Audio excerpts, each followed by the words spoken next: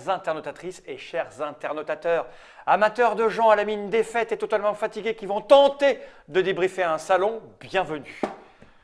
Je suis là avec Monsieur Guillaume. Ça va, Guillaume? Bah, la tête dans le fion. On va se mettre Non, le pion, dans le pion, pardon. On va se mettre des petites gifles pour se réveiller. C'est ça. Le Festival international des jeux de la ville de Cannes, le 33e du nom, vient de se terminer. Il s'est terminé donc hier, puisque nous sommes en direct sur les réseaux sociaux, en tout cas sur Facebook. Et on va débriefer autant que faire se peut, autant que notre cerveau va nous permettre de réfléchir un petit peu. En mettant 3-4 mots les uns derrière les autres. On ne vous cache pas. Voilà, ça, c'est notre ligne. On va essayer de parler de ça. On n'a pas la même, mais on a quelques points communs. On va surtout évoquer nos sentiments, on va dire des choses. Il y a quand même des choses. Hein. Il y a quelques points saillants, il y a des choses qui évoluent, qui marquent l'évolution du secteur et a priori on ne va pas s'en priver, donc on peut le dire. Il y a des choses qui se sont passées un peu particulières puisque cette 33e, elle avait des éléments qui ne seront pas reconduits. On parlera de Nadine par exemple. Tout à fait. Voilà. Donc il y a quand même largement de quoi dire, même si… c'est juste une belle édition du 33e festival. Quoi. Tout à fait, tout à fait. Donc, il va falloir nous pardonner nos hésitations et nos petites erreurs, parce qu'on est un peu comme tous les gens qui rentrent du festival, on est tous très très fatigués, parce que cette année, il a été très intense à tous les niveaux, y compris pour nous, Trick Track, puisque cette année, c'était la première fois qu'on déboulait avec notre nouvelle formule, quoi, puisque…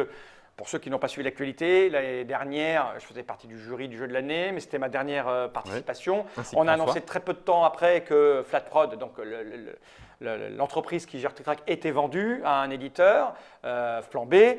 Donc, on a ouvert une boutique en ligne et on s'est présenté là-bas avec une nouvelle formule pour Trick Track, c'est-à-dire un espace boutique, un espace démonstration. Donc, c'était un peu spécial et particulier et on était assez nombreux du coup, puisqu'on avait François et Fessal et quelques plaintes de stagiaires qui filaient un coup de main.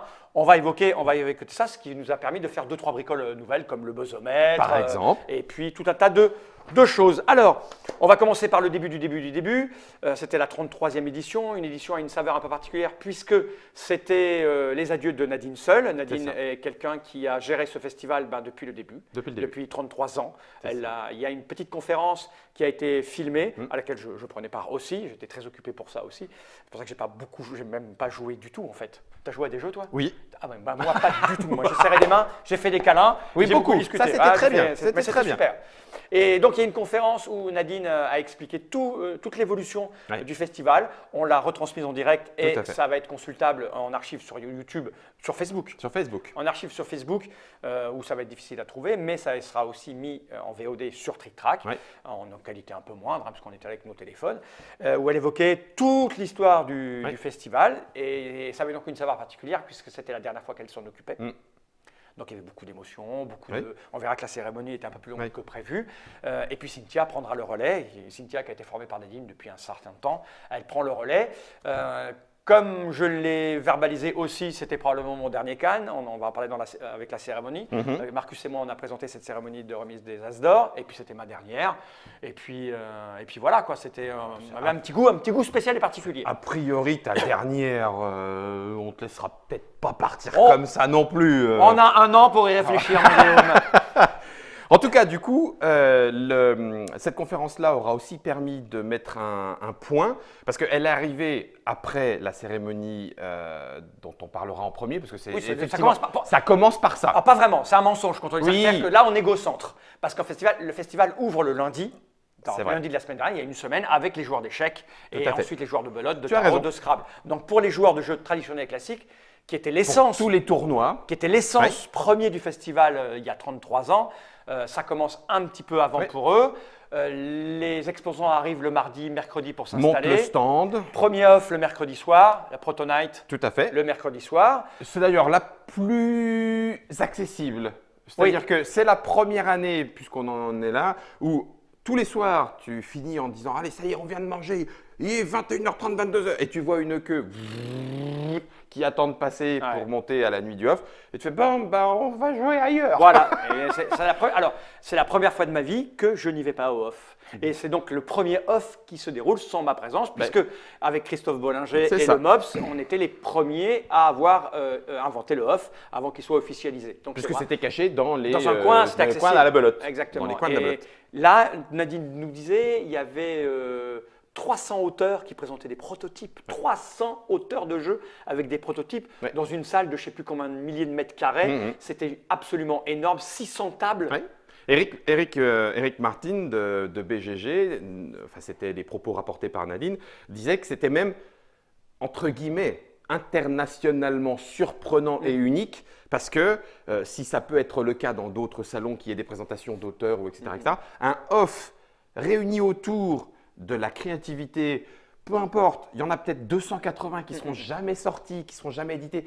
Quoi qu'il en soit, ceux qui étaient là, c'était du bonheur parce qu'ils avaient des gens, des inconnus qui allaient venir s'asseoir, potentiellement croiser les doigts pour qu'un éditeur s'y arrête 5 minutes. Mais c'est un élément, et ça commence effectivement le mercredi soir, relativement unique. Cet endroit-là, ça n'existe nulle part. J'ai fait quelques salons et festivals dans le monde et on ne voit jamais ça. Et puis, juste une petite anecdote amusante. Je n'étais pas physiquement au off, mais c'est drôle. Il y a des gens. Y était. Ma création, c'est un bien grand mot. Il y a des gens qui se sont installés à une table du off avec Mashup. Pour ceux qui ont suivi l'histoire, j'ai inventé un jeu de rôle de manière anecdotique. Des gens l'ont fabriqué et joué au off, au prototype sur une table sans que je sois là. C'était vraiment très amusant. Donc ça a commencé par cette grosse réussite qui était le démarrage des Proto Night. Voilà. Et le jeudi, c'est là où commencent les choses sérieuses, puisque c'est les journées pro, c'est-à-dire que les professionnels se parlent entre eux, la présentation à la presse, des différents produits qui Alors arrivent. il y a la presse, les ludothèques, les boutiques, professionnels au sens le plus large, les youtubeurs, ceux qui ont un pass et qui leur permet de rentrer sur cette journée-là. C'est plus que plaisant à 2 titres.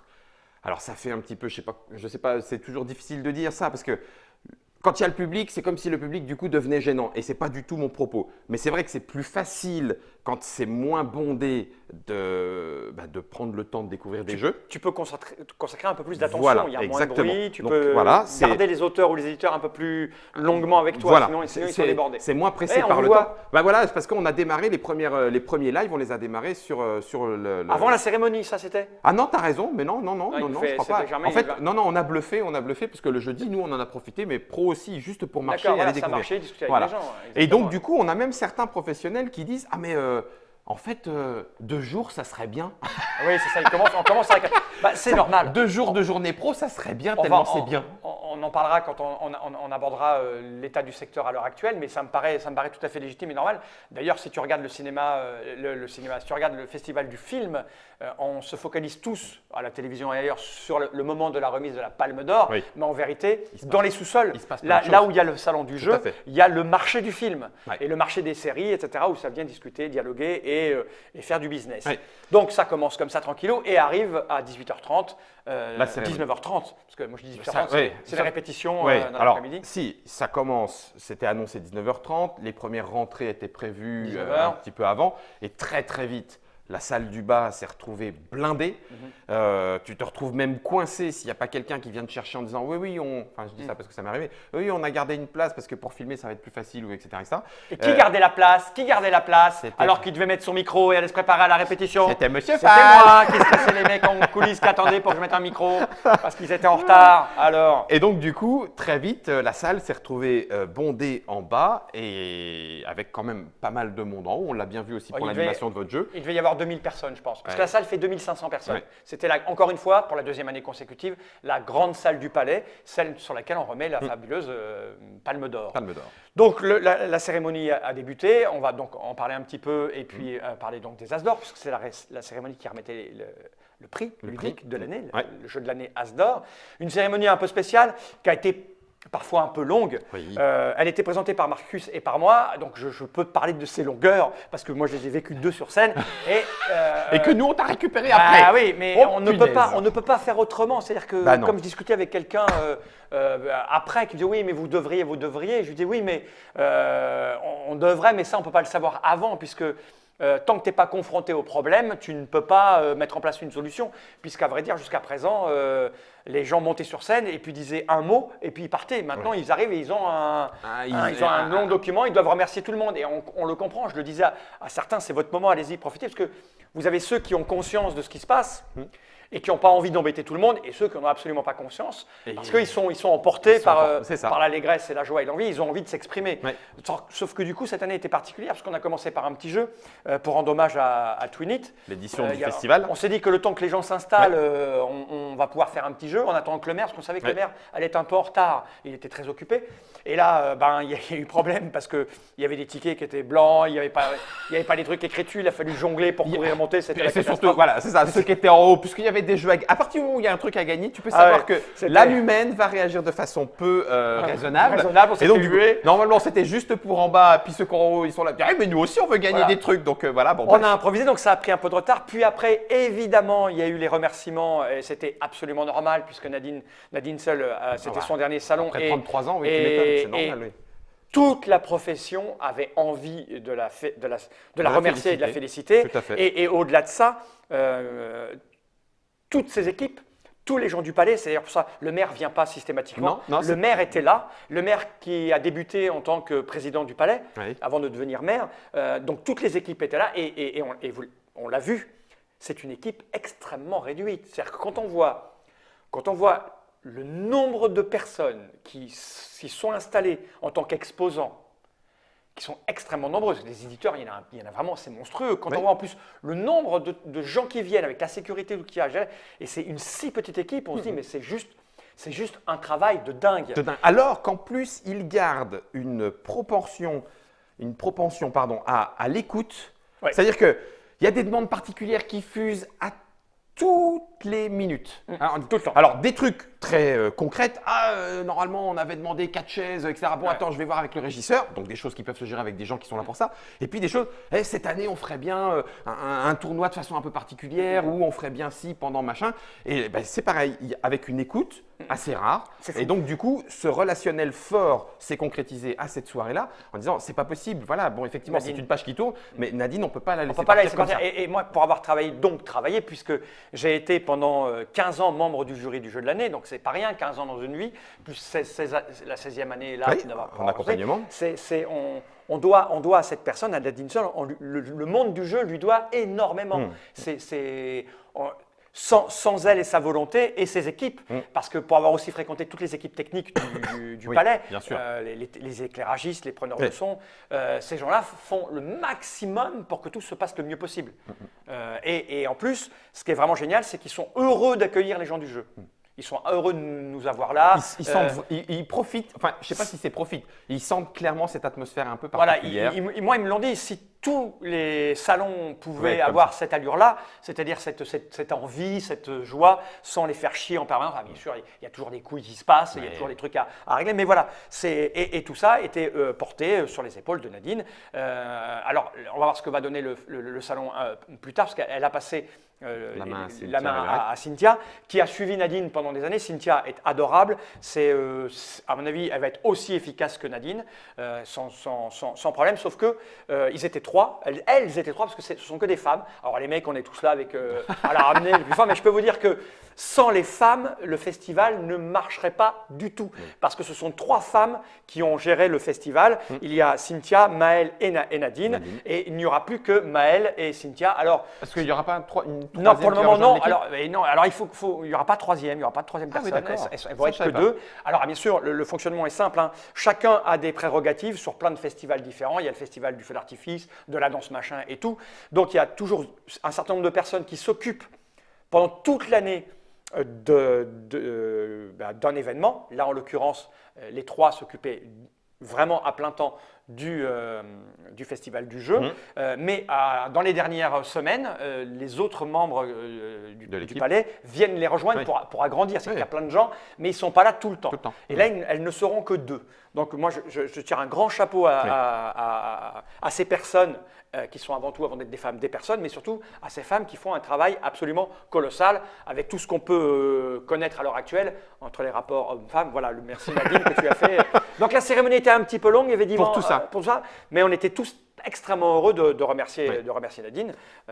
Et puis après, on est passé bien sûr à la cérémonie. À la cérémonie en elle-même.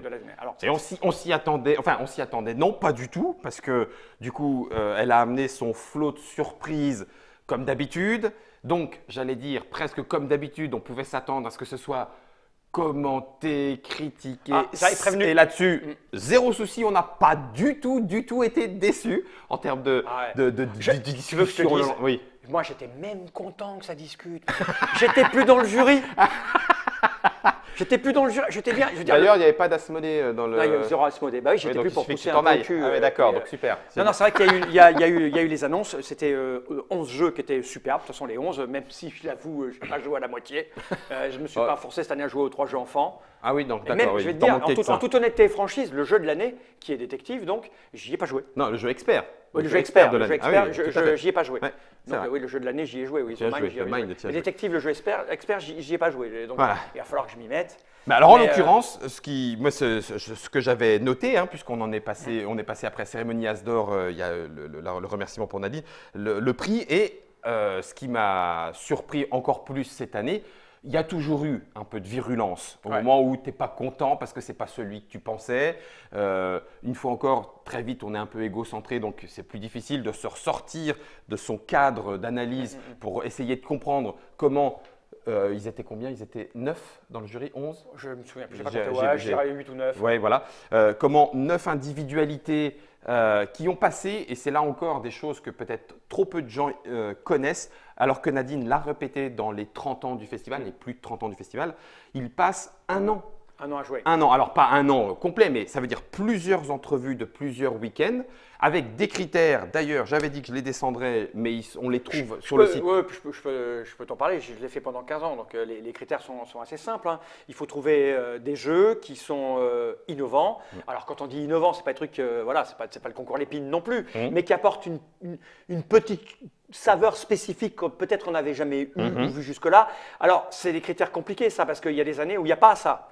Mais quand tu vois arriver un Dixit, par exemple, tu fais waouh! Et c'est pareil cette année avec un The Mind. Eh bien, ouais. C'est The Mind a cette petite particularité qui fait que, voilà, on le sait tous, nous qui aimons les jeux et qui jouons souvent, quand on a vu arriver The Mind, on a été surpris par le fait que personne n'ait pensé à ça avant. Des tas d'auteurs de jeux habitués à faire des jeux à succès se sont dit merde, comment on n'a pas pu penser à un truc aussi simple et évident. Et c'est cette petite chose-là que parfois le jury recherche. Après, il y a d'autres critères. Il faut que ça touche en fonction de la catégorie, il faut que ça touche un maximum de monde, c'est-à-dire pas trop compliqué, ni trop simple. Des règles bien écrites, disponibles en français. Voilà. Bon. Et évidemment que tous les jeux de la sélection reflètent ces critères-là, mais à un moment donné, il faut en choisir un. Voilà. Et par rapport à The Mind, ce qui a été assez étonnant cette année, c'est qu'il y a eu des discussions à plusieurs niveaux. On peut être déçu que son jeu préféré ne soit pas sélectionné ou que dans la sélection, ce n'est pas ce jeu-là qu'on aurait voulu voir récompensé.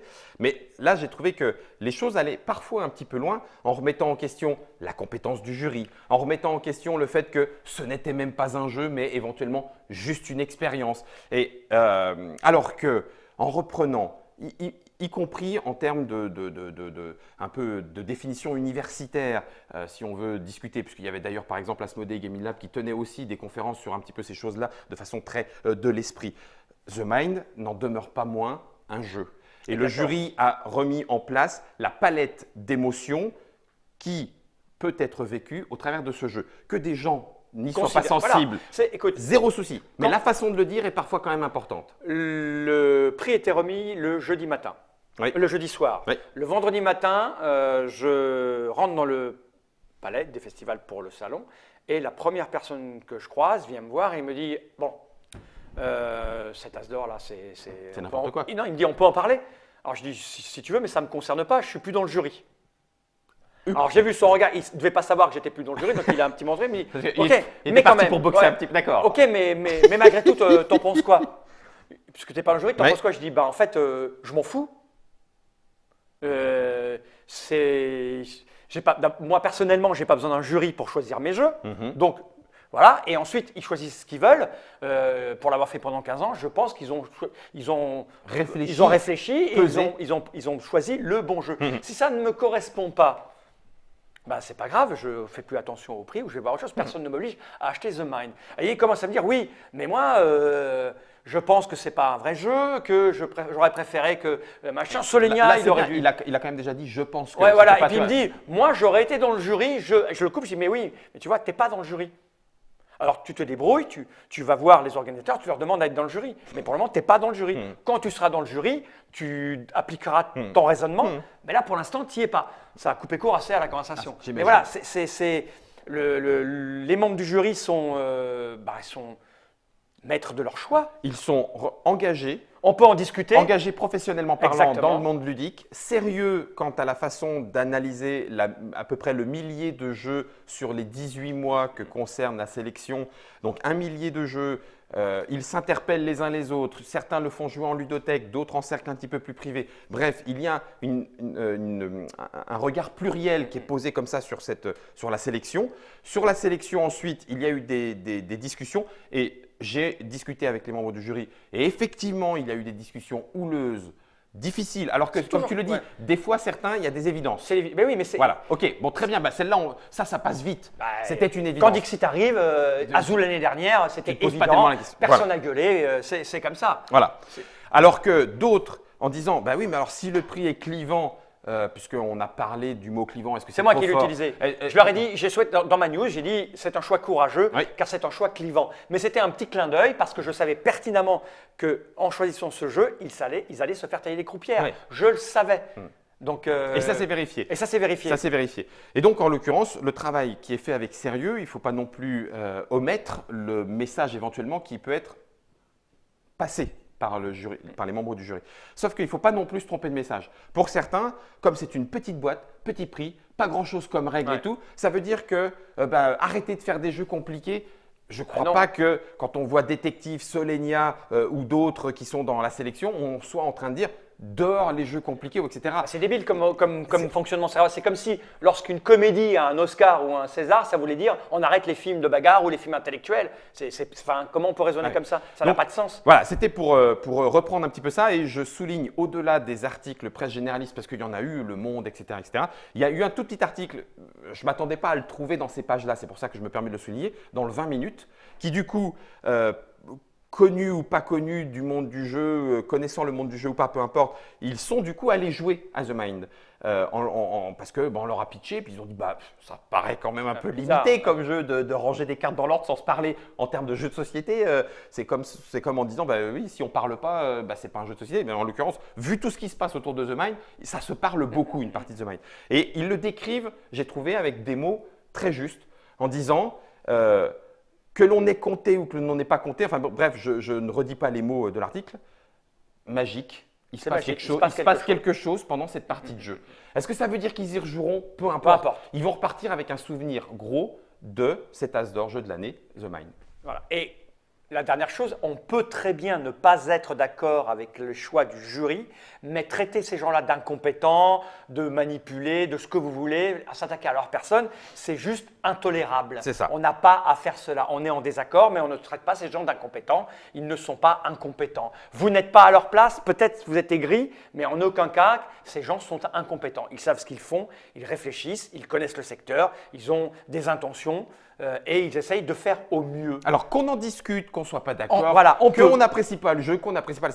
Tout ça est très bien. C'est juste qu'effectivement, parfois, la virulence des propos qui passent sur le jeu, et imaginez donc l'auteur, tous ceux qui liraient ça en disant « Ah ben d'accord, j'ai fait quelque chose, pour certains, c'est même pas un jeu, c'est à la rigueur juste une expérience. » Enfin bon bref, il y a des propos qui vont très loin et très vite.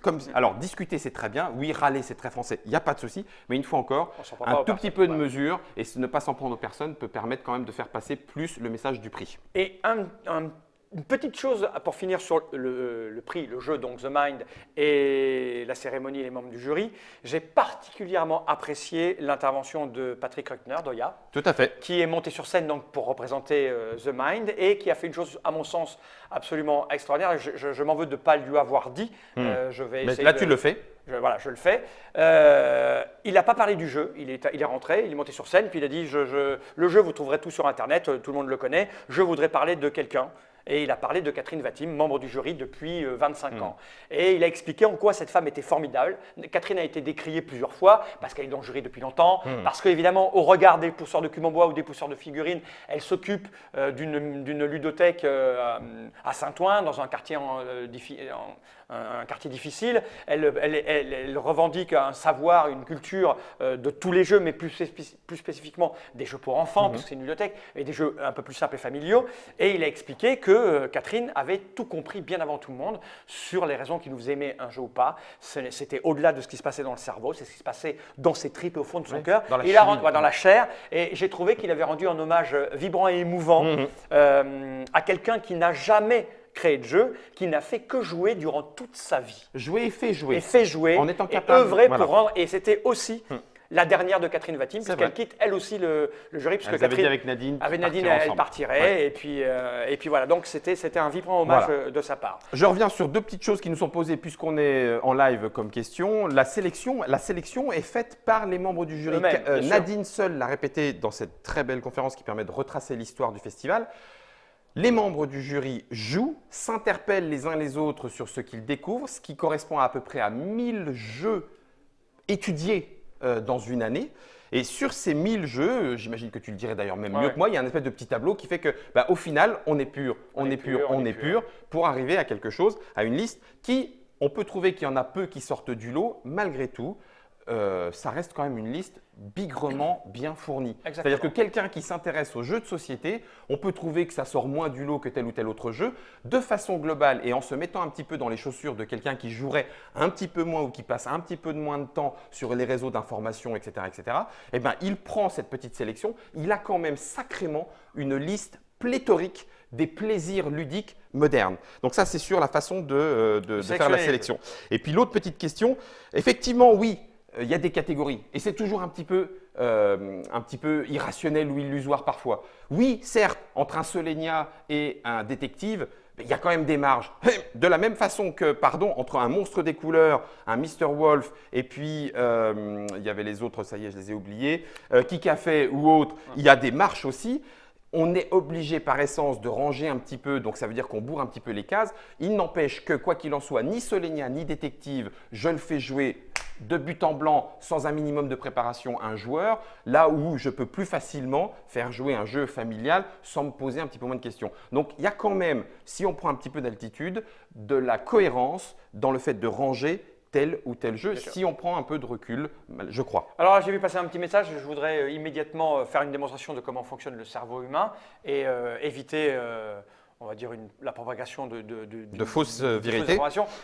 Guillaume n'a pas mis Solenia parce qu'il regrette que Solenia n'ait pas gagné, ça n'a rien à voir. Tu as pris le premier t-shirt de la pile. Que se passe-t-il? J'entends du bruit depuis tout à l'heure derrière les caméras là-bas. Mais il faut qu'il parle moins fort. Florian nous a accompagnés, parce qu'en régie là-bas, il est venu nous voir Florian, qui nous a accompagnés. D'Orléans, on est parti à 4. Il y avait Germain, il y avait Florian, il y avait Guillaume et puis moi. Donc, monsieur Guillaume n'a pas mis. Qu'est-ce que tu veux? Ah, ben oui, il est là. Ah, bah oui, le voilà, The Mind. Mais c'est pas très grave qu'on l'ait pas. Et c'est pas très grave que des gens soient dubitatifs sur le fait qu'il ait pris. Dubitatifs, on s'en fout. Il n'y a pas de souci. Donc Guillaume n'a pas mis ça parce qu'il préfère Solenia. Non, du tout. Parce qu'il aime bien l'image de Vincent Dutray. Exactement. Et pour l'avoir reçu un petit peu avant, il a fait une petite masterclass vraiment super intéressante sur l'illustration, voilà. Donc il y a beaucoup plus ce clin d'œil humain que quelque chose à voir avec le. Puisqu'on est là, j'en profite. C'est vrai qu'on a reçu ici Vincent pendant 48 heures. Je crois on a passé un excellent moment. C'était quelqu'un avec qui j'avais jamais discuté, moi, qui était quelqu'un d'assez discret. Mais on a passé un moment extraordinaire avec Vincent. Ici, d'ailleurs, on a filmé 2-3 bricoles qui seront diffusées quand on aura du temps sur notre nouvelle chaîne YouTube. Tu lis le message de Bruno? Qu'est-ce qu'il dit, Bruno? Il dit « De toute façon, un prix quel qu'il soit, ce n'est pas la vérité. » Du coup, je vais le lire. C'est le choix d'un nombre de personnes limité à un moment donné. C'est toujours infiniment respectable. Voilà le message qui était voulu par nous. Quand ça te sourit, t'es reconnaissant, c'est chouette. Quand ça ne sourit pas, tu as aussi le droit de te réjouir pour les autres. Exactement. Merci Bruno. Exactement. Après le merci Nadine, c'est merci Bruno. On enchaîne. Une fois qu'il y a eu cette cérémonie et qu'elle était terminée, le lendemain, il y avait l'ouverture du salon. Voilà, au public. Et là… réussite. Oui, c'est rempli de monde, noir de monde. Alors, bien sûr, encore une fois, avec la sécurité, tout ça, le haut degré de sécurité qu'on a en France. Puis je discutais avec Nadine, etc. Elle me disait que le préfet des Alpes-Maritimes, ou la fin de la région, c'est les Alpes-Maritimes, ouais, c'est ça. Oui, je crois. Et quelqu'un qui… peut-être pas. Le préfet de là-bas, c'est quelqu'un qui va utiliser… on va dire, les règlements et les lois à leur maximum. Bah oui. C'est-à-dire que le type, il veut se couvrir. Donc, si on dit, vous pouvez mettre entre 4 et 5 ou 4 et 6 personnes pour surveiller, lui va mettre 6. C'est pas 4. Ouais. Il faut 3 SAS, ou entre 3 et 6 SAS, il va mettre les 6. Ouais. Parce que le gars, il faut le comprendre, avec ce qui s'est passé à Nice, etc., il veut zéro problème. Du coup, il y avait des queues monstrueuses avant d'entrer dans le salon. Et puis le salon, il était juste énorme cette année. C'est-à-dire qu'encore une fois, tous les tournois de jeux classiques étaient déportés dans des hôtels et dans des salles ailleurs. Et tout le palais était consacré aux éditeurs et aux auteurs. Il y a maintenant, à part des imbéciles qui font des grimaces, il y a des décors. Enfin, tout est décoré. Tout est décoré. Oui. Une énergie, un budget colossal qui est mis. Alors maintenant, on voit les dédicaces sont organisées, il y a des présentations. Oui. Voilà, on enchaîne les. Enfin, voici Vincent Dutray. Vincent m'a montré son planning et c'était pas le seul. Hein, et effectivement, tu peux avoir un salon bien rempli juste à faire des dédicaces. Ah ouais, c'est juste énorme. Mais en même temps, ça fait des années qu'on tend vers ça. On a tout fait pour qu'il y ait cette reconnaissance. Donc, un salon absolument énorme. Ouais. On n'a pas eu le temps de jouer à grand-chose sur place. Parce que la plupart des jeux, nous, on y avait joué avant. C'est vrai. Voilà, donc, on en a un certain nombre sur la table. Nous, ce qu'on fait en général, c'est nous Julien Delval, Res Arcana. Voilà, oui. Res Arcana, on y a joué nous ici juste avant le D'ailleurs, tu as eu un free hug de Tom Lehmann. Exactement. Punaise, que je suis jaloux, comment il est venu. Quoi. Mais en fait, on va vous expliquer. Sérieux. L'espace de Trick Track était particulier cette année. On avait donc un petit coin tout petit avec un canapé comme tous les ans et puis un beau, on appelle ça, je ne sais plus comment, là, les potelets pour nous faire un endroit où on peut respirer. Et il y avait une décoration. Alors, c'est Fessal qui s'en est occupé parce que nous, on a fait quoi ce salon? On a dû avoir un espace pendant 10 ou 15 ans, 12 ans, on a eu un espace pendant 12 ans et on ne l'a jamais décoré. Et il suffit que l'énorme, le grand, le gigantesque Monsieur Fessal déboule et avant le salon, il nous a dessiné un machin, je vais mettre les potelets là, les trucs ici, les machins, il nous faut de la décoration. On mettra une bâche comme ça, on mettra une bâche et tout. Alors on dit mais vas-y Fessal, fais-toi plaisir. Et en fait, c'était super. Ouais. Il y avait une super décoration. Alors voilà, c'est le buzzomètre, on va vous expliquer comment ça marchait. Et il y avait sur le côté des grands poteaux sur lesquels il nous a demandé des décorations et on avait fait ma photo en grand. Avec les mains écartées. Avec les mains écartées, avec marqué Free Hug, celle du Dr Mops qui malheureusement n'a pas pu nous suivre. Mais on l'avait en permanence sur un gros poteau. Et puis derrière, le petit buzzomètre avec Guillaume et Germain. Et moi, j'étais comme ça avec mes Free Hugs sur l'image. Et puis un monsieur vient et commence à regarder le buzzomètre. Un écran dans lequel on faisait un classement en direct des meilleurs. Tu m'étonnes qui regardait. Res Arcana était pas mal classé, donc il devait être content, Tom. Il était deuxième, je crois, à ce moment-là. Et le monsieur, je ne sais pas qui c'est, moi je ne l'avais jamais vu. Et dans un anglais clair, il me demande ce que c'est. Et je lui dis, voilà, c'est un buzzomètre. En gros, le buzzomètre fonctionnait comme ceci. Il y avait les meilleures ventes de la boutique Trick Track, parce qu'il y avait une boutique Trick Track. On avait rentré les jeux des meilleures ventes Trick Track, puis les jeux qui nous semblaient un peu raisonnés comme des jeux qui allaient être intéressants. Et puis, au fur et à mesure qu'on se promenait dans le salon, on rajoutait des jeux. On en rajoutait, éventuellement en enlever, c'est jamais arrivé. Mais rajouter en fonction de ce que les gens tisaient, de ce que les gens demandaient. On disait, tiens, nous on a fait cette partie, c'est vraiment très très bon. Ça fait la 3e fois qu'on nous le dit. On ne l'avait pas vu venir et on le mettait dans le buzzomètre parce que du coup, ça buzzait un petit peu. Voilà. Donc, et les gens pouvaient aller voter en tapant vote.tricktrack.net. C'était le système des Trick Track d'or. Avec votre compte Trick Track, vous pouviez aller voter. Et du coup, le monsieur arrive et il me dit moi, je suis content, je suis deuxième. Et c'était Res Arcana qui est ici, qui est un nouvel éditeur. On l'a reçu il n'y a pas longtemps, un Sandcastle Game. Et c'est son jeu Tom Lehmann. Il me dit, je suis Tom Lehmann.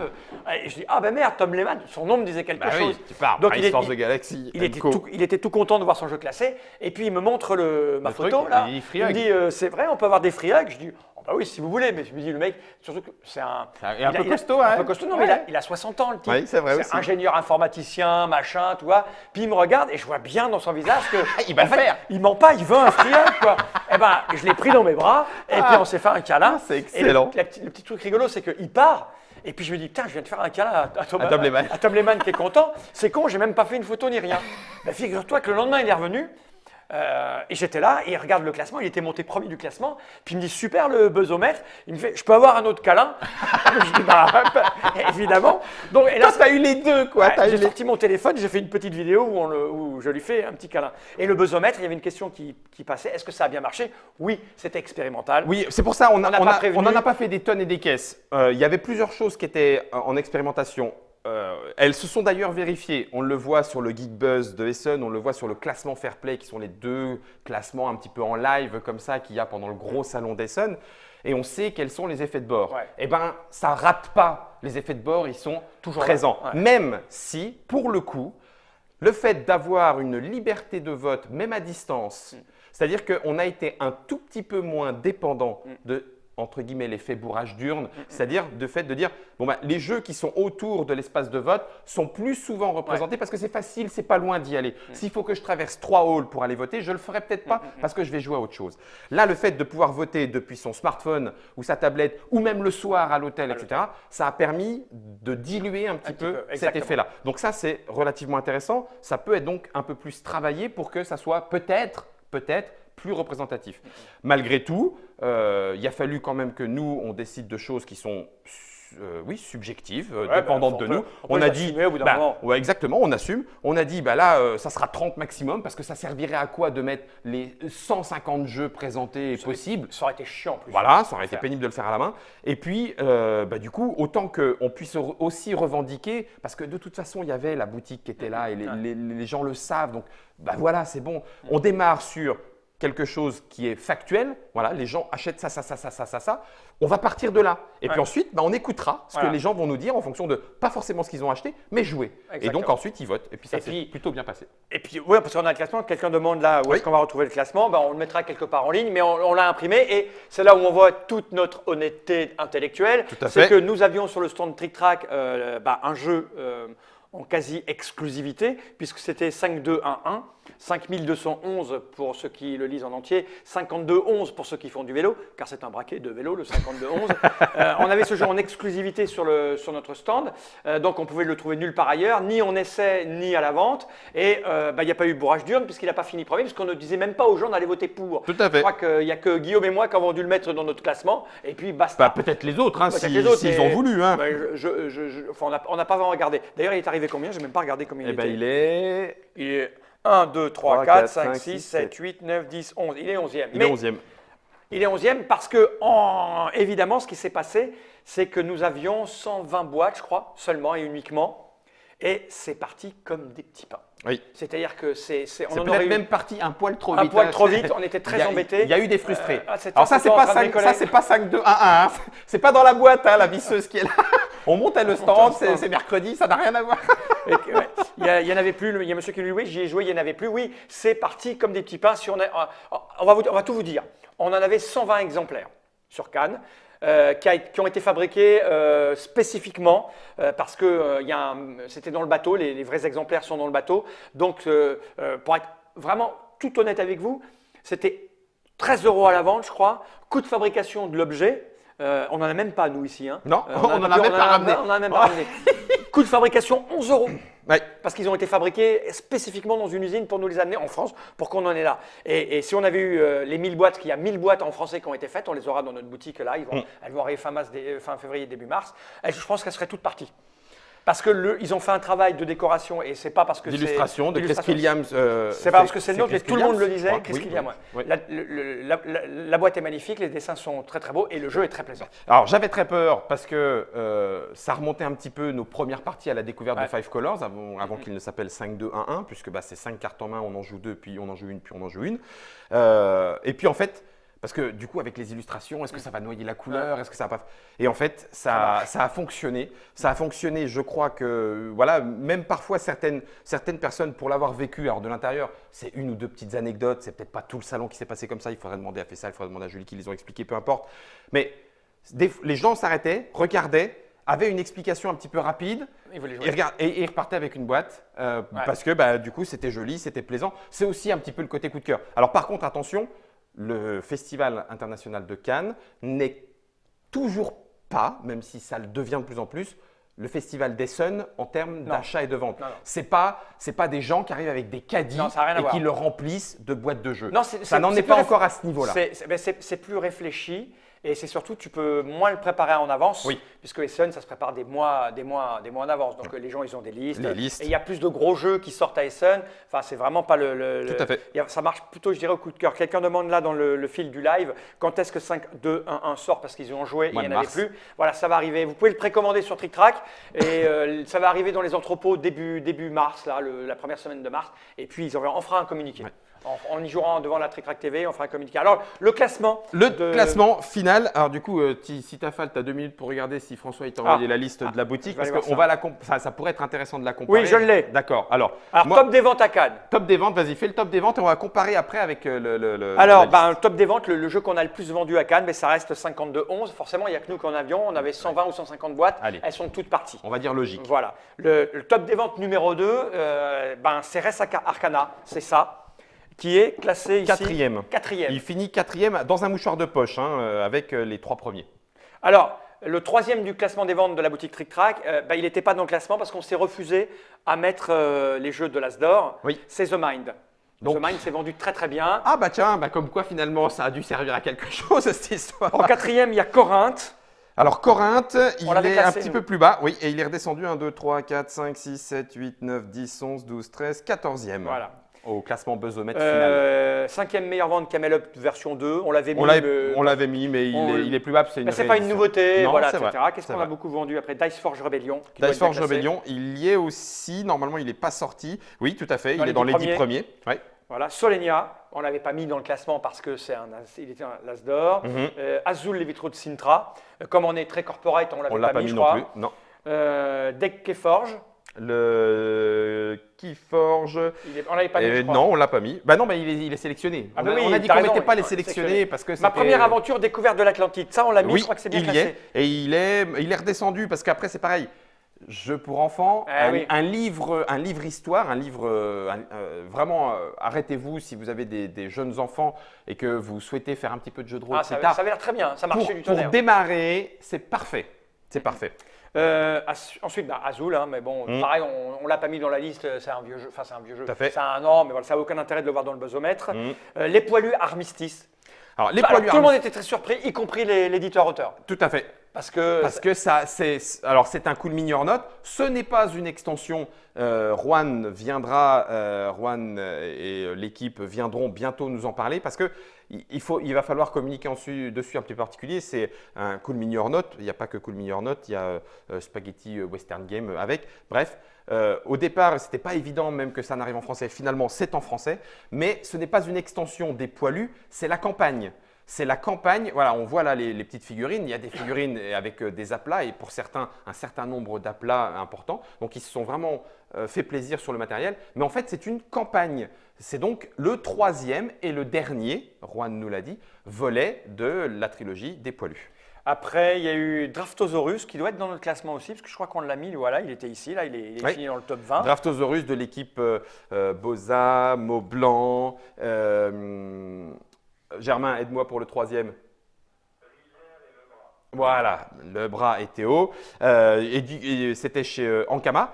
Et c'est pareil, Ankama s'est retrouvé sold out de Draftosaurus et il est dans le classement. Alors par contre, il est un petit peu redescendu parce que ça reste un jeu là qui a été voulu aussi familial, voulu. Un jeu de draft de dinosaures, mais c'est celui-là qui est plus joueur forcément. Et puis c'est vraiment un très bon jeu. Res Arcana, il finit 4e, un jeu de combo et d'optimisation en 8 cartes, c'est suffisamment rare pour être souligné. Un très bon Tom Lehmann et je crois que personne ne s'y est trompé là-dessus. Bref. Après Détective, il a fini 14e des ventes chez nous, forcément un Asdor expert, mais on ne l'avait pas mis dans le classement pour ne pas interférer.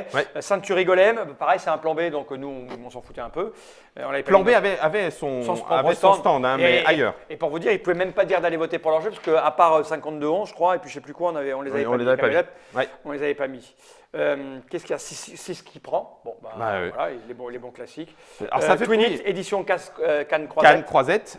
C'était la particularité. Même ceux qui n'y étaient pas vont la retrouver. Il n'y aura juste pas le petit macaron édition, mais le Twinit jeu qui est là. Alors, il est très bien pour plusieurs raisons. Il est très bien parce que c'est Twinit.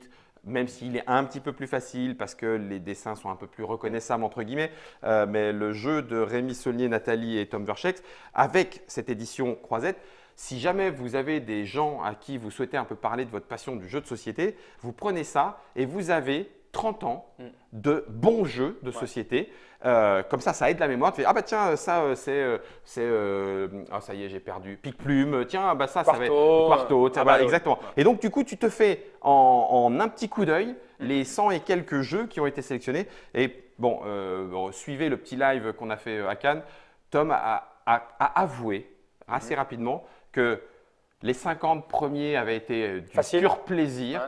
Les 20 suivants étaient dans la sueur. Et les derniers, il a pleuré des larmes de sang pour savoir comment est-ce qu'il allait faire. Sachant qu'il n'y en a que 3300 exemplaires au monde de ce jeu.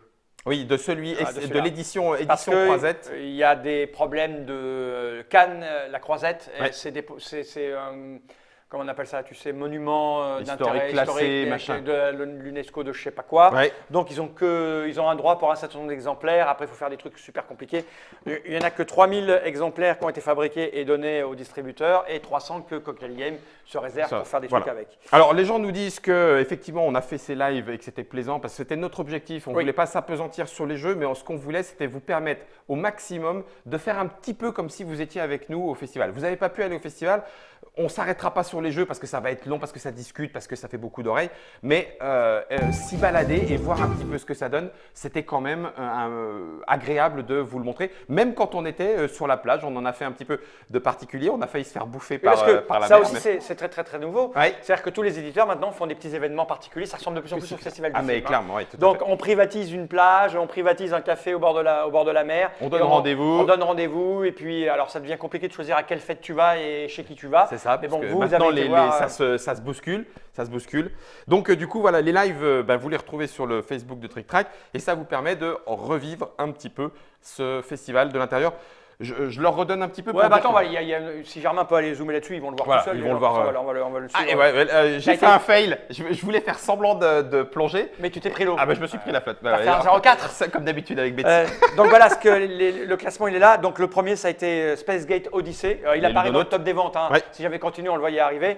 Et c'est rigolo parce que les premiers, ce sont des jeux que nous avons présentés dans les YouTube. Tout à fait. On a monté une chaîne YouTube, vous le savez peut-être. Et on a fait une vidéo sur Spacegate Odyssey. Et les gens adorent ces nouveaux formats. Tout le monde nous est tombé dessus, nous nouveaux formats. C'est ce qu'on disait tout à l'heure. Les professionnels comme vous, joueurs, qui êtes venus nous donner plein d'amour et c'était très bien. Ça a été super dynamisant. Enfin, en tout cas, moi, ça a été un vrai plaisir de se dire. Moi, ça m'a ressourcé. Ça m'a redonné envie. Exactement. C'est-à-dire que ça avait été fatigant la période d'avant parce qu'on avait quand même bien turbiné sur les vidéos. Et tu te dis, c'est un peu expérimental. Est-ce que oui, est-ce que non? Est-ce qu'on n'est pas un peu has-been? Tu vois? Est-ce que certains le disent. Mais on est là pour les contredire. Voilà. Et donc, du coup, avoir ce retour d'énergie qui nous a été envoyé à Cannes, ça a été super. Donc Spacegate Odyssey, Villainous. Voilà. Alors, Villainous, pour ceux qui ont vu la vidéo YouTube, j'étais très circonspect. J'ai dit, les garçons, il va falloir me convaincre. Mais là, je crois que vous m'avez tous convaincus parce que ça finit. On va y jouer. Ça finit ex aequo. Il va falloir que j'essaye ce truc. C'est ça. Parce que ça se vendait bien, les gens en parlaient, tout le monde avait l'air très content. Ça a gagné un prix à la Toy Fair de New York juste avant. Ouais. Donc, je suis assez attiré. Nagaraja. Bravo. Il y a la vidéo YouTube qui est en préparation. Jeu à deux, Nagaraja. Res Arcana, forcément. Greenville. Greenville de Florian Fay chez les Sorry We Are French a visiblement aussi bien buzzé. Bien buzzé. Ça jouait, rigolait. Il avait des piles de boîtes à dédicacer. Donc, voilà, c'est a priori après Ganymède, ça pourrait être un deuxième joli succès bien placé pour les soifs. Les Sorry We Are French. Après, on a Gugong, je ne sais pas ce que c'est. C'est chez Atalia, c'est un gros jeu. Et là, c'est peut-être avec Res Arcana et Spacegate Odyssey dans les premiers gros jeux joueurs, même si ça reste un des légers. Netatanka de Hervé Rigal, la boîte de jeu. Content aussi de le voir placé ici. One Neck Dungeon Forêt des Ombres. Alors, c'est celui-là. Je me suis planté en faisant la valoche ce matin. Alors, Nuts Publishing me l'a envoyé parce qu'ils savent que j'aime beaucoup. Vous avez joué dans le train en retour. On y a joué dans le train et tout. On en parlera à la fin. Il est bien casé. Je l'ai oublié. Bon, j'ai pris la boîte, il est là. Mais c'est bien la Forêt des Ombres, l'extension standalone qui est présent. Après, il y a eu Mu qui était bien apprécié. Dice Force Rebellion, 5211, Bad Bones, Slide Quest, petite vidéo trick-track. Corinthe, Gravity Star, La Petite Mort, Tax City, Draftosaurus, ma première aventure. Découverte de l'Atlantique, Medieval Pong, Stay Cool, qui avait eu une vidéo qui venait d'être mise en ligne. Sur Masqué. Rec Holt, Dany, Camela, Péroulapic. Voilà. Alors, on fera un petit laïus là-dessus, montre pas mon déroulé. Mon déroulé. Donc ça, c'était le buzzomètre et on a eu aussi la surprise de voir les choses s'enclencher. C'est-à-dire que le dimanche, un petit peu avant de partir, eh bien, des éditeurs passaient par devant le stand Trick Track pour aller regarder est-ce qu'on est placé. Donc c'est aussi… C'est pareil, on va pas se mentir. Le buzzomètre, c'est en lui-même aussi une façon un petit peu de faire le buzz parce que c'est intéressant de voir comment les gens classent les jeux. Mais il y a tellement et les de jeux éditeurs maintenant. sont intéressés d'avoir cette information-là. Et puis pour les joueurs, il y a tellement de jeux, il y a tellement de stands qu'il faut, si tu veux optimiser ton temps, c'est bien de savoir vers quoi aller. Voilà, exactement. Donc ça, c'était sur le stand Trick Track. Et puis, comme tu l'as dit, on a eu de l'affection de tout le monde. Oui. On a fait des selfies, on a fait des bises, on a fait des câlins. C'était un vrai pur moment. J'ai passé beaucoup de temps à expliquer pourquoi j'arrêtais. Oui. Puisque les gens venaient me voir en me disant « Mais qu'est-ce que tu vas devenir ?» Vous inquiétez pas, je vais m'occuper de moi, tout ira bien. Il y avait aussi les conférences. Oui, les conférences, ça s'est maintenant institué. Il y a maintenant 2 organisateurs de conférences. L'historique, c'est avec Forge Next. C'était d'ailleurs toujours Forge Next qui, sur 2 de ces conférences-là, animait les conférences. Il y en a eu 2 et ça a laissé la place, parce qu'avant il y en avait un petit peu plus, mais ça a aussi laissé de la place puisque du coup, Gaming Lab, Asmodee Research, voulait continuer et profiter de ce moment de Cannes pour aussi faire des conférences de l'intelligence pure, etc. Donc il y avait ces 2 types de conférences et on a retranscrit nous les 2 avec Forge Next parce que déjà ça prenait un petit peu de temps quand même. La conférence elle dure 2 heures, tu es là bloqué avec ton truc pour le retransmettre, voilà, c'est ça. Pas grand chose. La première c'était donc sur les 30 ans du jeu de société via l'optique Festival international de Cannes, tous les changements, avec etc. Nadine, etc. Et vraiment, si vous vous intéressez un tant soit peu au monde du jeu et pas que aux jeux de société, c'est vraiment plaisant d'aller regarder comment à travers cette lunette du Festival international des jeux, on voit clairement en filigrane comment, filigrane, peu importe, comment a évolué le secteur. Confiné, un petit peu plus ouvert, l'Asdor qui finit par attirer, enfin la French Touch, enfin tout ça a été discuté et c'était vraiment super plaisant. Et puis on a fini sur une petite note puisque j'assistais, elle nous a demandé… Ça, il faut le redire, vas-y. Non, si. Elle nous a demandé, c'est il, puisque… c'est animé par Forge Next. Oui. Ce qu'on souhaitait pour le festival. Et quand c'est tombé sur moi, j'ai expliqué ma vision des choses qui est assez liée à mon départ aussi. Et c'est assez lié aussi à nos vidéos YouTube, parce que je vais faire un truc là-dessus. C'est une annonce des prochaines vidéos YouTube sur les points de vue, sur comment je vois le secteur. Et le propos, c'était de dire que j'espérais que le festival, le palais, les équipes qui sont là, allaient accompagner le mieux possible le secteur ludique qui se dirigeait tout doucement vers ce qui arrive à tous les secteurs culturels, tous les secteurs basés sur l'œuvre de l'esprit, sur la création d'êtres humains, c'est-à-dire le cinéma, la musique, la littérature, la BD, le jeu. Le jeu de société est une œuvre de l'esprit et j'expliquais qu'à partir du moment où les œuvres de l'esprit sont industrialisées, eh bien, il se passe des tas de choses qui, si on n'y prête pas attention, bouffe tout, bouffe la création, écrase les créateurs, tue l'innovation, et que on en était conscient, enfin certains d'entre nous en étaient conscients. Est-ce que ça suffira voilà. Donc, vous inquiétez pas, cette petite phrase que certains ont notée, parce qu'on est venu m'en parler après, j'ai discuté en bas avec des gens qui m'ont parlé de ça, je prépare une vidéo YouTube où j'expliquerai ça, j'expliquerai mon point de vue sur ce qui se passe, à mon sens, quand une œuvre de l'esprit est industrialisée et les problématiques que cela engendre. C'était pas négatif, c'était pas mieux avant, c'est autre chose. Donc on en parlera dans une vidéo spéciale, on ne va pas s'étendre là. Il y a juste un petit point qui rejoint ça et qu'on a noté particulièrement, je crois, tous les deux le mercredi, le jour de la mise en place. L'ambiance a changé. Oui, attention, le secteur a changé. Je ne dis pas négativement. C'est comme c'est devenu plus grand et que ce n'est plus à taille humaine lors de ce salon Festival de Cannes. Le mercredi n'est plus aussi je m'en fous, j'ai 10 minutes, je m'assois, je discute avec toi, tape la main dans le dos. Non, c'est occupé. Et comme c'est plein de gens, Ça s'est organisé, on l'a dit aussi pendant le live, parce que ça se voit aussi dans l'organisation du festival, même si les visiteurs n'y prêtent pas attention. Ça s'organise maintenant en plusieurs petits îlots. Îlots à taille humaine. Il y a un petit groupe ici, il y a un petit groupe là, il y a un petit groupe là. On s'observe parce que c'est concurrentiel. On va un petit peu voir pour savoir comment ça joue. Et puis ensuite, on revient dans son petit îlot à plus petite échelle, mais à taille humaine. Ouais, mais c'est même pire que ça. Il n'y a pas de secret, on peut vous le dévoiler. Sachant que… si vous saviez le nombre de choses que je sais dont je n'ai pas le droit de parler, il y aurait de quoi écrire 8 romans d'affilée. Le secteur est en train de devenir, extrêmement professionnel avec tous les biais qu'ils vont avec. Vous n'êtes pas sans savoir que Hachette arrive. Oui, tout à fait. Hachette est arrivé, ils ont racheté Gigamic. Ce n'est pas mal, ça démontre juste l'importance du secteur parce que le patron d'Hachette, il y a quelque temps, avait expliqué que eux, comme leurs concurrents, quels qu'ils soient, se battent pour une seule et unique chose, le temps libre, le loisir des gens. On a tous un travail. Nous, on a la chance d'avoir un loisir qui correspond à notre travail, ce qui est une chance et qui n'est pas la majorité des cas. Les gens ont un travail à côté, ils ont des loisirs. Même si ça impose le jeu sous contrainte, qui n'est peut-être pas du jeu, on en reparlera. On a du temps libre. Et ce temps libre, il est incompressible et indivisible. Et que les gens d'Hachette, ils sont là pour essayer de vendre ce qui intéresse les gens durant leur temps libre. Et le jeu de société, manifestement, intéresse les gens durant leur temps libre. Donc, s'ils ont investi le monde du jeu de société, c'est parce qu'ils savent que le regard des gens pour le temps libre se retrouve dans le jeu de société. Et du coup, on se retrouve avec une entreprise qui vient chercher des parts de marché. C'est ça. Et en face, on a quoi? Si ce n'est une autre grosse entreprise qui est Asmodée, qui a été racheté, vous le savez tous, on l'a suivi à la fin de l'année 2018 par un fonds d'investissement qui est Paribas, pour une somme astronomique de plus d'1 milliard. Ces gens-là vont rentrer pas en conflit, mais pas loin. Et il n'y a pas de secret si je dis que les gens de Hachette étaient là-bas et font leur marché. C'est-à-dire qu'ils vont taper sur les épaules des éditeurs parce qu'ils ont les mêmes problématiques que Asmodée. Il y a un moment donné, distribuer c'est bien, mais être propriétaire des IP, c'est mieux. Et surtout que la vision d'Hachette, Hachette, c'est une vieille entreprise. C'est une entreprise qui se distribue, qui produit, qui crée. Leur objectif, Hachette, ce n'est pas de se revendre. Personne ne peut racheter Hachette.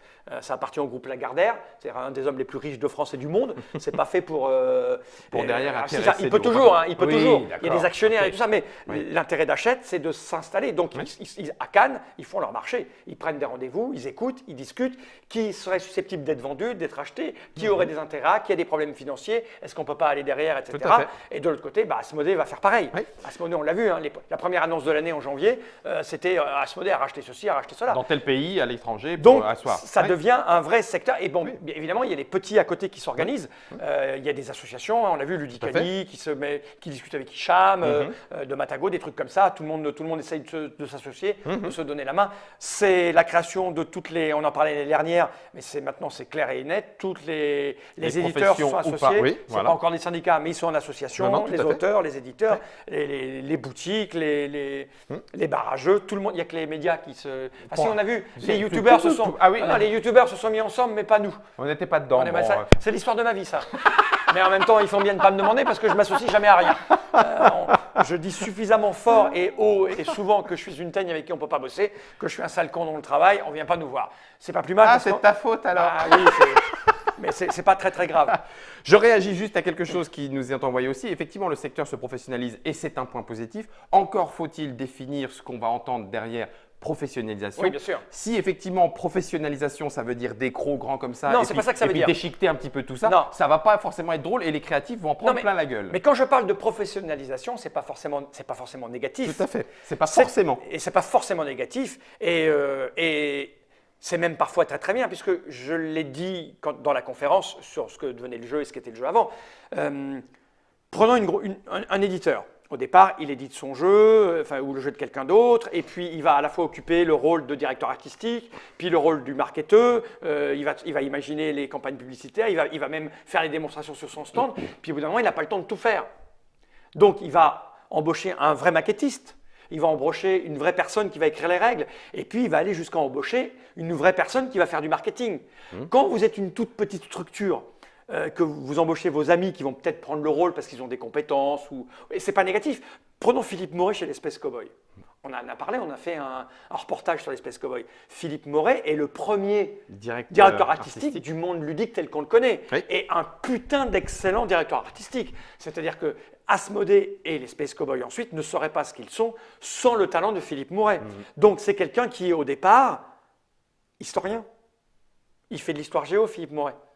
Et donc, il s'est retrouvé à ce poste-là parce qu'il avait une appétence, il avait des compétences, il avait un nez naturel, il a laissé tomber son job de prof ou je ne sais pas quoi, de spécialiste de l'histoire géo pour faire ça. Sauf qu'à un moment donné, quand les boîtes deviennent grosses, quand on décide de prendre quelqu'un au marketing, on va prendre quelqu'un qui a fait des études de marketing. Et cette personne-là ne s'y connaît pas forcément en jeu. Qu'elle vende du jeu, des chaussures ou des voitures, c'est pareil. Et ce n'est pas négatif, c'est normal de faire appel à la meilleure des compétences, sauf que ça change pas mal de choses. C'est ça, dans l'approche, dans la façon d'envisager les relations, etc. Par exemple, pour être tout à fait clair et honnête, on voit chez Asmodée des spécialistes du marketing, chez Hachette il va y en avoir, chez Gigamic il va y en avoir, enfin à droite à gauche. Et moi, si je pars, c'est pas que les choses ne me plaisent pas, mais j'ai pas envie de parler à un mec qui vendrait aussi bien des chaussures que des jeux de société. Ça ne m'intéresse pas. C'est pas que c'est pas bien, c'est que moi, si je dois parler à ces gens-là, les convaincre du bien fondé. Parce que quand je verbalise, je l'ai dit plein de fois sur Cannes, quand je parlais à Marc Nunes, quand je l'ai rencontré les premières fois, je voyais qu'il comprenait ce que je disais, je n'avais pas à répéter. Pour lui, c'est clair. Ça t'énerve à me répéter. Oui, ça me fatigue. Parce que tu es obligé de convaincre. Je n'ai pas envie de convaincre. Ouais. Parce que très rapidement, je laisse tomber ou j'envoie se faire foutre. C'est ça. Et le secteur est en train de devenir tellement gros et énorme qu'à un moment donné, tu vas parler à quelqu'un qui va d'abord penser à ce qu'il a appris à l'école, ce que ça va lui apporter, ce que ça va apporter à son entreprise, avant de penser, et ce n'est pas un mal. Non. Encore une fois, ce n'est pas un mal, c'est une autre façon de voir les choses. Voilà. Alors, donc le secteur est vraiment en ce moment très très tendu. Il y a des embrouilles à droite à gauche. Oui. On sent que ça sort les avocats plus rapidement. Ouais, c'est ça. Donc voilà, ça aussi c'est de la professionnalisation et c'est pas forcément le plus drôle, même si ça fait partie de cette professionnalisation. Je réponds juste au fait que effectivement il n'y a jamais eu autant de petits groupes de musique qui sortent du lot, etc. Oui, ça ne veut pas dire, on n'est pas en train de dire que les gros vont venir tout écraser les petits. C'est pas ça. Ça veut juste dire qu'il y a de grandes chances pour que un grand secteur se professionnalise dans le sens, grand secteur économique avec tout ce que ça impose comme éventuelle lourdeur, comme éventuelle séparation, sectorisation, etc. Et puis à côté de ça, ça voudra dire aussi que pour certains, ce sera non, moi stop, ce gros-là, non, moi je vais aller chercher du petit, de l'underground, de l'humain, et il y aura un deuxième niveau. Mais, parce qu'il parle de la musique, les petits, c'est quand même souvent basé sur j'ai un métier à côté, du bénévolat et qu'il est extrêmement difficile de gagner sa vie. Tout à fait. Quand je fais un peu de musique, je peux vous dire que vous êtes heureux quand vous jouez gratuitement dans un bar. Vous êtes heureux quand la deuxième fois que vous jouez dans un bar, on vous propose de manger gratuitement parce que vous avez joué.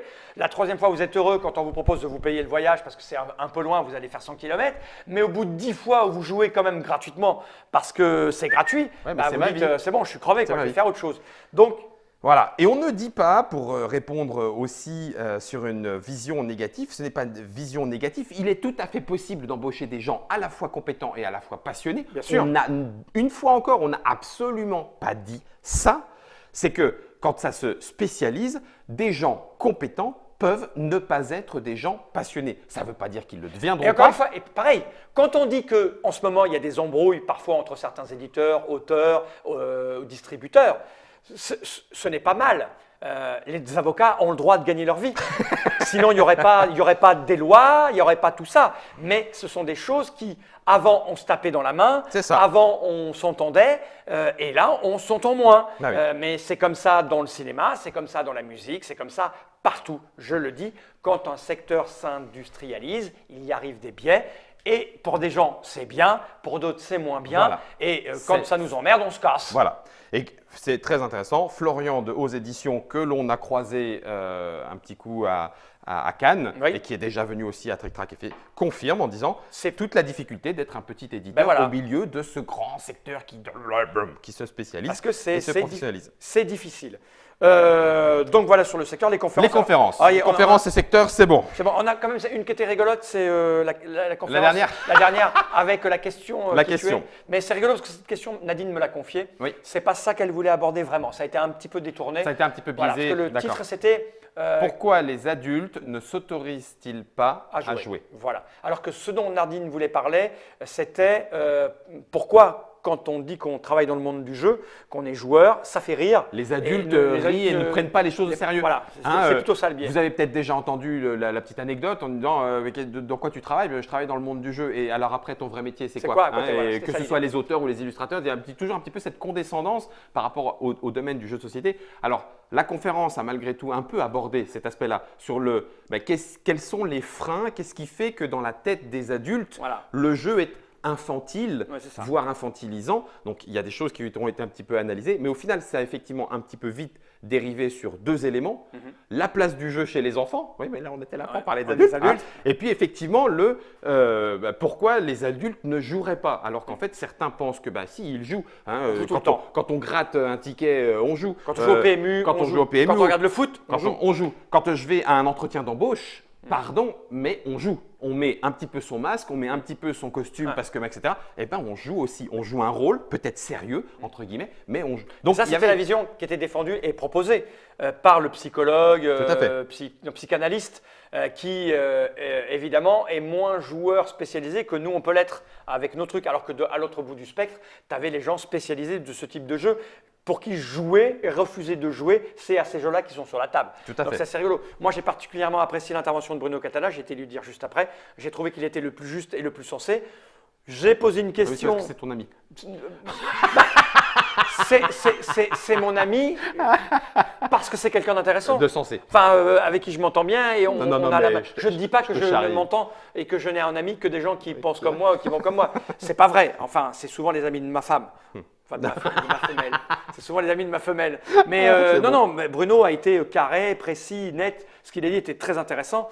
Moi, j'ai posé une question qui était de savoir, mais pourquoi on se posait cette question entre adultes jeux? C'est ça. Parce qu'il y avait quasiment que des adultes joueurs et on l'a vu à Cannes. Mais finalement, tu vois, avec le recul et en reposant la question là, je me dis que c'est peut-être nous qui avons un problème finalement de nous demander pourquoi les autres jouent pas. Les autres jouent pas. Enfin, nous, avec Bruno, on était d'accord pour dire qu'on s'en foutait. Que si les autres jouent pas. Oui. Mais bon, je trouve que le principe de mettre des conférences, et je regrette qu'il y ait si peu de spectateurs. C'est vrai. Ça montre que le secteur mûrit, qui se pose des questions, qui réfléchit sur lui-même, et ça fait avancer, évoluer les choses. Nous, ici, on passe notre temps à réfléchir, à verbaliser. Alors, après, c'est effectivement important, mais c'est un tout petit peu contradictoire. Il y a un moment… en tout cas, moi, il y a un moment sur le siège, tu as envie de dire, bon, allez, c'est fini, qu'on y retourne. Tu sais, quand on retourne jouer, puis il y avait le mash-up derrière. Oui, on a fait ça. C'est pas maintenant qu'on parle de mash-up d'ailleurs? Non, je n'ai pas noté, moi, mash-up là-dessus. Alors là, je suis désolé. C'est vrai que le festival m'a offert l'opportunité de faire jouer une partie de mash-up. Alors, pour ceux qui ne connaissent pas, tiens, il y a une image, c'était vraiment un moment extraordinaire. Mash-up, c'est un jeu de rôle que j'ai inventé, vous l'avez peut-être suivi pour qu'on joue au jeu de rôle ici, un truc égoïste, avec aucune prétention. Et ils m'ont proposé de jouer sur scène, de faire jouer donc une partie de Mashup après la remise du jeu de rôle de l'année. Et j'étais totalement sceptique. D'ailleurs, en début je ne sais pas comment on peut appeler ça. En fait, ça n'a pas de nom. C'était pas une conférence, c'était pas une partie. Je ne sais pas ce que c'était. Au début de ce truc, j'ai expliqué que c'était une escroquerie. J'ai invité les gens à partir. J'ai invité les rôlistes à partir. Mais il est quand même resté. Comment se protéger? C'était ça. Comment éviter la peau de banane? Non, si. Moi, j'y allais en me disant, c'est pas très grave, de toute façon, on va y jouer. Et sincèrement, au moment où tu montes sur la petite estrade, en disant, mais en vrai de vrai, avant, moi, je suis protégé par les caméras finalement. Tu vois, quand on fait du jeu de rôle ici à l'officine, il y a les caméras, je sais que c'est retransmis, ça influence certainement sur la façon de jouer. Mais là, les gens, ils sont vraiment en face. Et étonnamment, comme quand je faisais du théâtre, tu as cette appréhension de monter en disant bon sang, il va falloir quand même, je ne sais pas si c'est assuré qu'il faudrait dire. Et alors, l'aventure commence comme si c'était à l'officine, t'oublies, et puis tout d'un coup, je ne sais pas toi, côté maître de jeu, mais tu joues avec. Et tout d'un coup, on s'est mis à jouer avec toute la salle. Regarde, le monsieur là, il parle et tout. C'est vraiment. Ça a été une drôle de chose, vraiment une drôle de chose. C'était très étonnant à vivre. J'y ai pensé après pendant des heures le lendemain et encore ce matin. On en a reparlé. Parce que c'était entre le théâtre, le jeu de société, le jeu de rôle. Enfin, c'était vraiment très très étonnant. Je ne sais pas ce que deviendra cette chose. Non, mais j'ai vécu un des meilleurs moments de toute ma vie de joueur. De joueur, c'était incroyable. Ça rejoignait le théâtre, tout ça. Donc, mais c'est autre chose. Ça me dégoûte que ça n'améliore pas mon aura. Mais si, c'était parfait. Mais non, les gens t'ont adoré. T'étais trop rigolo. Oui, c'est ça, ouais. Dis le mec qui se prend tous les sauts de merde. Non, mais non, c'était très rigolo. C'était très bien. Peut-être qu'on fera un débriefing à part pour les gens qui sont ouais, passés tout à fait. En tout cas, on a passé un salon vraiment extraordinaire. Moi, j'y allais un peu à reculons, je l'avoue, en toute honnêteté. De toute façon, dès que les événements approchent, j'ai toujours plus jamais envie d'y aller. Ouais, non, c'est vrai. Ouais. Je me dis putain, mais qu'est-ce que j'ai à y faire, etc. Mais une fois sur place, voilà, l'affection des gens, les retours, comment ils aiment Trick Track. J'ai été épaté par le fait que tout le monde venait voir 5-2-1-1 parce que évidemment, quand des gens disent que tu es has-been, parce que oui, il y a des gens qui se connaissent has-been, tu le prends un peu là, quand tu dis merde, mais tu vérifies. Mais surtout que tu donnes de l'énergie pour continuer d'être plein de talent et tu te prends ça. Et donc là, de voir qu'il y a un jeu qui est étiqueté Trick Track, il n'y a que nous qui l'avons. Ce qui veut dire que personne ne va en parler à part nous. Non, puisque les boutiques ne vont pas en parler parce que c'est renvoyé vers Trick Track. Ouais. Les autres sites web qui parlent de jeux de société ne vont pas en parler parce que c'est renvoyé vers Trick Track. Un petit peu. De quoi? Ils en ont parlé un petit peu. Qui en a parlé? Martin. Mais Martin, il en a parlé sur place, avec une petite tête un peu disant bon, moi j'achète ailleurs, mais là j'ai été voir. C'est vrai, voilà, t'as raison. C'était un peu, j'ai pas le choix. Ouais. Il n'avait pas le choix. Mais en vérité, personne n'en a parlé avant, il en parle pendant. Oui, et après. Je vois ce que tu veux dire. Donc les autres éditeurs ne vont pas en parler puisque c'est un concurrent. Mais malgré tout, dès l'ouverture du salon, des dizaines de personnes sont venues poser des questions sur ce jeu et venues voir.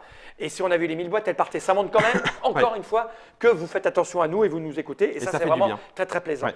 Et une autre chose… Et les plus jeunes. Moi j'étais super surpris quand des enfants sont arrivés pendant le live, peu importe, mais ça t'est arrivé, ça n'arrivait pas. Enfin, tu te dis, allez, oui, ok, on va pas donner notre âge, mais allez, tiens, 30-50. Mais non. Attends, moi j'ai fait une photo, et d'ailleurs, c'est la première fois que je demande à quelqu'un de poser un selfie pour moi. C'est-à-dire que le mec, il fait une photo, et puis je vois qu'il était jeune, je lui demande son âge, et le mec, il avait 18 ans. Il est né en même temps que Trick Track. Il va avoir 19 ans là, au mois de mai.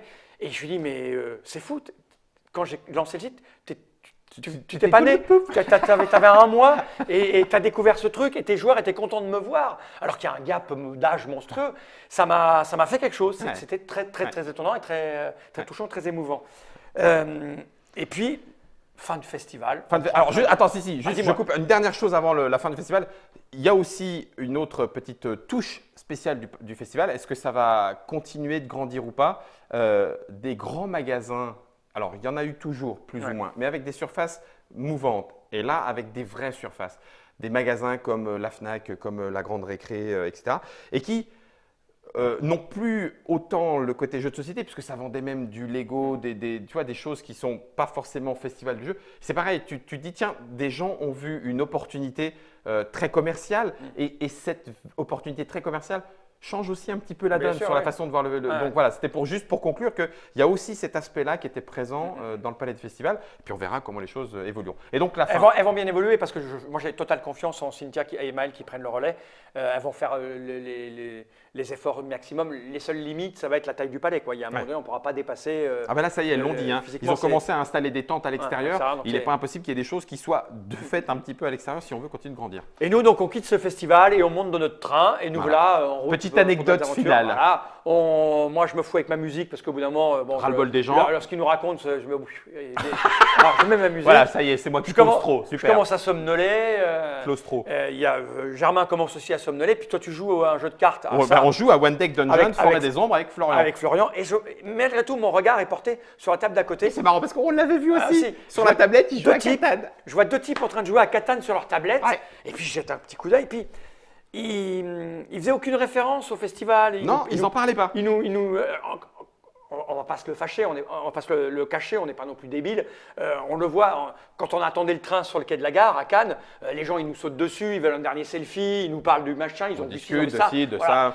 Le train est rempli de gens qui viennent de Cannes, ils nous connaissent. C'est pas. Salut, comment ça va? On a discuté avec Cléo de Mythique pendant un bon moment, tu vois. Voilà. Les mecs ne nous envisagent pas, ne nous envisagent pas. Ils sont assis, ils jouent au truc de Catan. Sur la tablette, la tablette à côté. Et puis, ils finissent leur partie. Nous, on finit la nôtre. Ils finissent leur partie de comme ça. Et je ne sais plus qui dit… Florian dit, on se fait un Azul. On se fait un Azul. Et les mecs de la table d'à côté, comment Ah oui, nous, on veut bien. Nous, on veut bien jouer à Azul, disent-ils. Et Vlac, alors moi du coup, je les vois bouger, je somnolais, j'avais la musique, mais quand même, je me dis, c'est marrant ce qui est en train de se passer. Ouais. Je retire mon casque et j'écoute. Et tu regardes. Et donc Florian, Germain vont avec Cédric et Franck, ça jouer. Explique Azul, parce qu'il y en a un qui ne connaissait pas, Florian non plus, ils y jouent. Et puis moi j'écoute, je dis, je conseille, je discute, parce que je vois bien que les mecs, ils ne nous connaissent pas du tout. Non, c'est pas le ça commence à charrier, je donne 2-3 conseils, tout ça, on y va. Et la partie se passe, absolument extraordinaire. Ouais. Les mecs sympathiques. Au taquet. Mais au taquet, c'était 2 frangins en fait. Ouais. 2 frangins qui étaient partis. Alors il y en a un qui était conducteur SNCF en fait, dans la banlieue parisienne. Ouais. Et l'autre, il travaille sur un logiciel de comptabilité sage, il fait des démonstrations de je sais pas quoi. Et ils étaient partis en vacances freestyle, faire un peu de ski. Et puis il n'y avait pas de neige. Donc, ils sont arrêtés je sais pas où. Ils ne savaient même pas que le festival du jeu existait. Ils l'ont su qu'en partant. On ira l'année prochaine parce que c'est des joueurs. Et ils perdent. Parce que c'est leur première partie. On en refait une deuxième. On en refait une deuxième. Et Fall ne peut pas s'empêcher. Non, si. tu mens. Non. Tu mens. Alors là, je t'arrête immédiatement. C'est Germain qui ne voulait pas jouer. Il avait un truc à faire. Ah oui, t'as raison. Alors, autant pour moi. Oui, j'ai raison. Autant pour moi, c'est vrai, t'as raison. Alors, je me dévoue. On va jouer à 4. On va jouer à 4. Et là, le plus jeune des frangins, c'est lui qui dit on peut en faire une autre. Ouais. Parce qu'il voyait bien que la première partie, c'était pas facile. Je dis ouais, d'accord. Il me regarde. Il nous avait un petit peu demandé ce qu'on faisait. Donc là, il y avait commencé notre métier, c'est un peu de jouer un peu. Puis il me dit attends, je vais plutôt me mettre là. Toi qui voulais jouer avant moi, le mec. Et puis la partie commence et ça a été une partie extraordinaire. Ouais. Ils ont super bien joué. Le mec là, le mec juste avant moi, donc ça doit être c'est Cédric. C'est Cédric. Il a analysé tout le coup. Il a regardé comment je faisais. Parce que dans sa petite tête, il s'est dit le fumier de la bande, c'était moi. Donc, il regardait bien ce que je faisais, il reproduisait juste avant moi. Il me prenait mes jetons. Tout bien cassé. Oh là là. Donc, on s'est marré, on s'est chambré, des gens qu'on ne connaissait pas, ni d'Adam ni d'Ève. Échange de profils Facebook, de téléphone, photos sur le quai de la gare, tous ensemble. Et même d'ailleurs, petit moment d'explication à la fois sur notre boulot. Ils ont commencé à demander, bon, alors les suivants, on s'est remis à parler, par exemple, de Detective Club qui va effectivement arriver dans sa version Ils ont noté le pour acheter Ils ont noté, c'était du direct et tout. Exactement. Jeu de rôle. Tu leur en fais, c'était excellent. Ils ne savaient pas ce qu'était le jeu de rôle. Non, ils ne savaient pas. Ils ne savaient pas ce qu'était le jeu de rôle. Je dis, mais c'est simple, le jeu de rôle, je vais vous expliquer. Imaginez, vous êtes dans une voiture, au volant d'un van, vous partez. Et je leur fais un début de jeu de rôle. Mais 2 minutes, 3 minutes, avec le symptomatique, qu'est-ce que vous faites ? Qu'est-ce que vous faites ? Je les amène dans un truc, une forêt noire, prendre d'essence. Et je dis, ben voilà, c'est le jeu de rôle. Et le frangin me fait, ah bon, mais ça s'arrête là. Ça s'arrête là. Le mec qui voulait jouer derrière, c'était juste monstrueux. Énorme. On a fini sur une note absolument géniale. C'était absolument génial. Et le frère, celui qui était joueur, je leur ai demandé, moi, mais comment vous êtes arrivé au jeu ? Et ça faisait longtemps qu'ils jouaient. Ça fait longtemps. Ils ont commencé avec les colons de Catane, Puerto Rico. Il jouait le mec jouait à Puerto Rico. Et en fait, il ne nous connaissait pas, mais il connaissait Trick Track parce que il avait trouvé des règles chez nous. D'accord. Mais il n'était pas un aficionados en permanence. Il souvenait.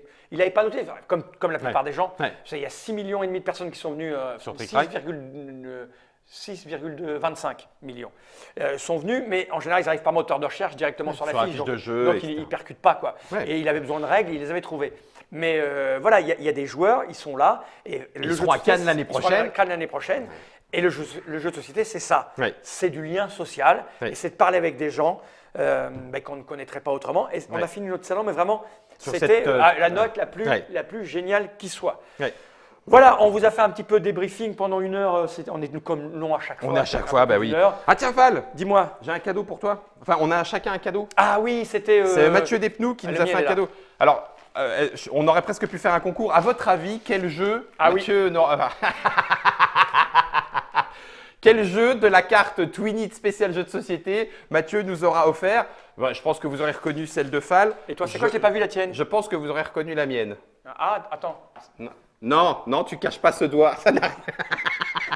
Toi, c'est le Shifumi, et moi, c'est Flamme Rouge. Flamme Rouge, merci Mathieu. C'est absolument génial, magnifique. J'ai un petit crochet, je vais pouvoir le mettre. On peut même le mettre. Au-dessus de mon bureau, je vais pouvoir l'accrocher au-dessus de mon bureau. Mathieu, voilà, c'est du Mathieu Despnous, c'est Cocktail Game, il l'a fait en grand et pour les amateurs de certains jeux ou les éditeurs des jeux qui avaient été pris, il l'a offert. D'ailleurs, Sébastien Dujardin avait même son t-shirt de la carte de Solenia. Il y avait une carte Nadine seule. Il y a une carte. Si, raconte-le celle-là. Ah ouais, le truc le plus. Encore une anecdote de cette année. Une anecdote rigolote. Ah ouais. Nadine seule a eu plein de cadeaux. Elle a eu une valise sur scène. Une table entière remplie de jeux qui a été offerte, tout ça. mais le petit détail le plus émouvant, et pour elle, et pas que pour elle, je t'avoue que ça m'a touché aussi, vraiment énormément. C'est génial. Elle a reçu, tenez-vous bien, un exemplaire unique d'Aventurier du Rail. Aventurier du Rail, Cannes. Alors, unique. Unique. Je vous explique comment ça marche. C'est une boîte, c'est Days of Wonder qui l'a fait, c'est Adrien Martineau de chez Days of Wonder qui a demandé à Julien Delval de faire un dessin pour la couverture. Donc c'est le palais des festivals qui est représenté à l'arrière. Il y a Nadine seule devant, les bras ouverts en grand. Vous avez à sa droite Catherine Vatim, est dessinée, à sa gauche, entre les deux. Voilà, il y a moi, et derrière il y a Cynthia en train de prendre le relais. Ouais. Déjà c'est magnifique. Il y a le nom d'Alan Moon parce que à l'intérieur il y a une vraie table. Il y a une vraie. Il y a le tableau de jeu. Il y a le tableau. Je dois l'avoir en photo. Tiens, on va peut-être faire un zoom. Il y a le vrai. Il y a le plateau de jeu. Il y a le plateau de jeu. Voilà, il est là. Objectifs. Le jeu est jouable. Tu le vois là. Voilà, je vais zoomer. Ne leur faites pas, hein. Enfin, vous leur faites en do it yourself, mais c'est la ville de Cannes avec le palais du festival. On le voit là, palais des festivals. Ça a été envoyé à Alan Moon pour vérifier que c'est équilibré. Ouais. C'est-à-dire que c'est un vrai jeu jouable, validé, vérifié par Alan Moon. Et la boîte est faite complète. C'est une vraie boîte. Il y a les cartes, les petits jetons, etc. en exemplaire unique. Ça, c'est la pizzeria où on va manger. Ah bah ouais, ça c'est Nadine. Ça c'est la couverture. Ouais, elle est représentée dessus. La photo est assez moche. Voilà. Et Nadine était très très touchée. C'est et génial. Moi j'étais heureux comme tout d'être avec mes deux camarades de 15 ans, Catherine et Nadine. Voilà, vous la voyez là, j'essaie en même temps de zoomer. Ça c'était un truc absolument énorme. C'est une super et je idée. ne sais pas si elle a fait la blague, mais c'est qui lui a dit de faire ça? Qui lui a dit de faire ça? Je me demande si c'est pas Bruno Catala qui lui a dit, tu sais quoi? Tu rentres ce soir et tu la mets en vente sur eBay. et moi demain j'arrive et je dis à Adrien, putain il y a une boîte sur eBay. Je l'ai acheté. Je l'ai acheté 1 500 €, mais je ne sais pas si elle a eu le temps de le faire. Ça aurait été bon, ça aurait été très très bon. Donc je retourne sur le film. Vous avez des questions ou des choses à demander? Je ne crois pas. Quand est-ce que tu relances la Carioca? Ou alors, c'était quand même assez génial. Et je mets le pion et j'enlève le pion. Et tu gagnes, l'introduction. Ouais. Carioca. La cérémonie était superbe et la fin par tu Game était superbe. C'était vraiment un putain de chouette Cannes. C'était un très bon Cannes. J'étais content d'être là pour la dernière de Catherine et la dernière de Nadine. Ça s'est super bien passé, c'était super. Et merci à vous. Et merci à tout le monde. Hein. Merci à Faisal d'avoir s'était occupé de notre centre parce que pour une fois, ça ressemble à quelque chose. Ça ressemble à quelque chose deux fois quand Nod s'est occupé du stand et qu'il a ramené la Trick Track TV complète. Putain, qu'on avait tourné toute la journée en période de 30 minutes, on avait qu'une demi-heure pour pisser le midi parce que ça s'est enchaîné sur le canapé. C'est cette année-là où tu as dit bon ben on le fera plus et on partira en déambulation. Ce qui est cool aussi parce que les déambulations, une fois encore, ça nous permet d'être avec vous. Bon bref, peu importe, on s'en fout. Moi j'adore ces moments où effectivement vous n'êtes pas vraiment là, mais parce qu'il y a un écran entre nous, je vous y emmène. Enfin, moi, c'est vraiment des chouettes moments. Ma femelle t'a trouvé excellent. Parce qu'elle a regardé le début de la retransmission et tu parlais aux gens et elle te trouvait très juste.